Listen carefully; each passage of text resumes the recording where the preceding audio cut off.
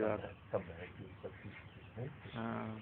तो भय का चांस ही कहाँ है? तो सर्व सामर्थ्यशाली परमात्मा हमारे प्रीतम है, सर्वदा सब जगह विराजमान है, हम उनकी शरण में। फिर भय का कोई चांस तो हमें नजर आता नहीं।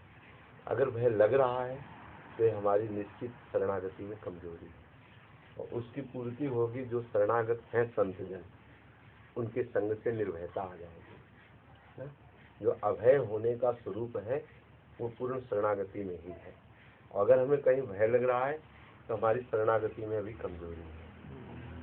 शरणागति की परिपक्वता के लिए जो महान भाव शरणागति से पुष्ट हो चुके हैं, जिनके हृदय में ठाकुर जी खेलते हैं, उनके एक पद है उनका कि भजिए रे मन नंद लला, रे मन भजिए नंद लला, गृह कानन में रहो कहूँ पर, चाहे जंगल में रहो चाहे घर में रहो, गृह कानन में रहो कहूँ पर, को पकड़े नाही पला। तुम्हारे पल्लू को कोई पकड़ नहीं सकता। इस विश्व ब्रह्मांड में कहीं भी आप रहो, यदि आप नंद नंदन का भजन करते हैं, हरि की शरण में, तो जिनके भय से काल भी भयभीत होता है, वो हमारे इष्ट है। तो फिर हमको कौन भय पहुंचा सकता है? फिर हमारे पल्लू के छोर को कौन पकड़ सकता है? पकड़े नाही पला रे मन भजिए नंद लला, वेद पुराण सुमृतियों भाखत और कछु न भला, वेद पुराण सुमृतियों भाखत और कछु न भला, दिन दिन बढ़े प्रताप शुक्ल पक्ष। जैसे शुक्ल पक्ष का चंद्रमा दिन प्रतिदिन बढ़ता ही जाता है, ऐसे ही परलोक सकल सुख पावत। इस लोक की भी सुख संपत्ति बढ़ेगी और परलोक की भी सुख संपत्ति बढ़ेगी। तो दिन दिन बढ़े प्रताप शुक्ल पक्ष, जैसे चंद्र कला, रे मनु भजिए नंद लला। अब आगे कह रहे हैं कि यदि नंद नंदन के प्रति तुम्हारी पूर्ण शरणागति नहीं है तो तुम्हारी कमजोरी के जो चांस है वो ये है कि तुमने धन का आश्रय ले रखा है, जन का आश्रय ले रखा है, अपने बल का आश्रय ले रखा है। नहीं, सुनेरी मैंने निर्बल केवल राम, है ना। किसी के जप का बल है, किसी के तप का बल है, किसी के धन का बल है, किसी के बाहु का बल है। अपबल तप बल और बाहुबल, चौथो है बलदाम। सूर्य किशोर कृपा से हारे को हरि नाम, सुनेरी मैंने निर्बल के बलराम। अभी हमारे कोई बल का आश्रय है, हमें जो भय लग रहा है इसका मतलब हमारे अंदर किसी अन्य भय का, अन्य बल का आश्रय है। तो उसी का आगे इस पद में कह रहे हैं कि आप विचार करो, का को धन, का को पशु मंदिर, का के सुत अबला। ये किसके हैं? ये सब भगवान के हैं। इसे अपना मत समझो। अपना समझोगे तो तुम्हारा ये जो विचार है ये माया जनित है और यही तुम्हें कमजोर कर रहा है। का को धन, का के पशु मंदिर, का के सुत अबला, फिर नाही कछु दामोदर हित। कोई स्थायी नहीं है यहाँ। जिन वस्तुओं पर तुम आश्रय ले रहे हो ये खुद परिवर्तनशील है, खुद नाशवान है। तो तुम्हारा ये पुष्ट आश्रय कैसे हो सकते हैं? पुष्ट आश्रय तो केवल नंदनंदन श्री कृष्ण ही है।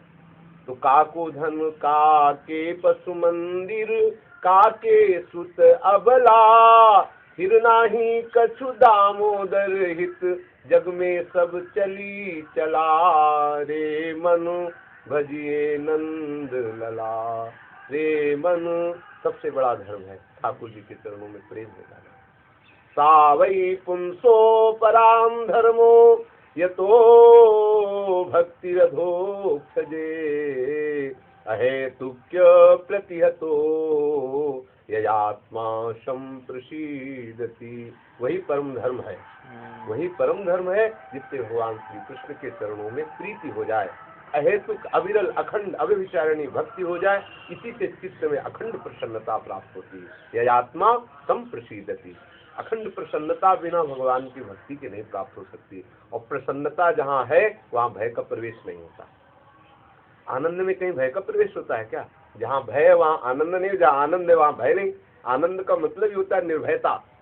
आनंद ही ठाकुर जी का स्वरूप है। जिस समय हमारे अंदर निर्भयता होती है उस समय हम आनंदित रहते हैं, और जिस समय हमारे अंदर भय होता है उस समय हम शोकित रहते हैं, नहीं होते।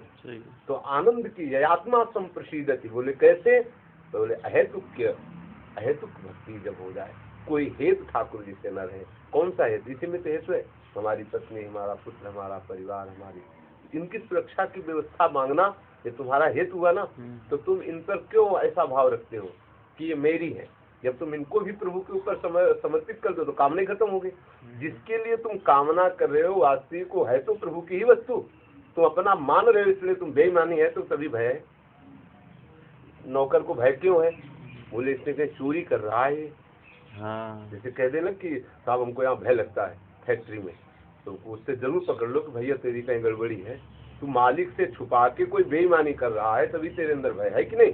हमें सृष्टि में भय है, इसका मतलब है तू सृष्टि के किसी भी धर्म में, किसी भी कर्म में अपनी जो है कमी कर रहा है, चोरी कर रहा है। कहीं तू मालिक की संपत्ति को अपनी मान रहा है, इसीलिए तेरे अंदर भय है।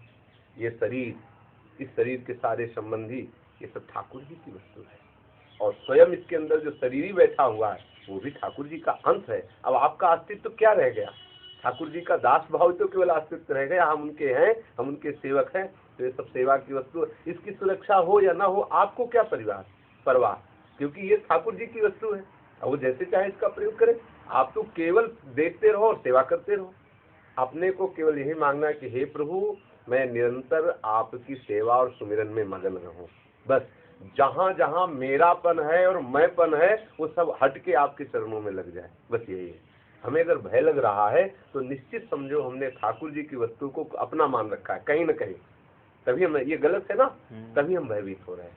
मान लो भय लग रहा है कि शरीर नष्ट ना हो जाए, भय लग रहा है कि अब कोई विपत्ति ना आ जाए, तो किस में आ जाएगी, किसके ऊपर आ जाएगी? मेरे ऊपर और मेरे संबंधियों के ऊपर, है नहीं? चोरी है कि नहीं है? अब मेरा, जब वैष्णव हो तो मेरा, मैं कैसे आप चिल्ला रहे हो? मेरा तो ठाकुर जी केवल है, और ठाकुर जी की सारी वस्तु है, सारी संपत्ति है, सारी व्यक्ति, सब कुछ हमने अर्पित कर दिया ठाकुर जी का, फिर मुझे उसमें भय कैसा? फिर अपनापन तो केवल गोविंद के चरणारविंद में है, गोविंद के संबंध के कारण सबसे हमारा प्रेम है। तो भय कहाँ हुआ? तो निर्भयता होती है। भय का तो कहीं मतलब प्रवेश ही नहीं है। भय का अगर प्रवेश हो रहा है तो निश्चित समझो कि हमारे अंदर कहीं मैंपन जो है, किसी ठाकुर जी की वस्तु में अपनापन हो है, ठाकुर जी के भाव से नहीं, कर्तापन भाव से, अहम भाव से कि ये मेरी है, ये भाव जरूर है। नहीं तो सुखी मीन जिम नीर अगाधा, जिमी हरि शरण नए को बाधा। जैसे अथाह समुद्र में मछली निरंतर आनंदित होकर किलोल करती रहती है, ऐसे ठाकुर जी के चरणारविंद का जिसने आश्रय ले लिया तो निरंतर निर्भय और आनंद का, यहाँ भी और वहाँ। ऐसा नहीं कि मरने के बाद कोई आनंद मिलेगा, हम उसकी मान्यता कम देते हैं, हम प्रकट की आनंद मान्यता देते हैं। यही इसी समय विराजमान होते हुए ठाकुर जी के नाम रूप लीला में तन्मय होकर के और चित्त आनंदित हो रहा है, यही परम पद है, यही साक्षात मोक्ष का भी मोक्ष है, यही सर्वानंद है, यही सब कुछ है।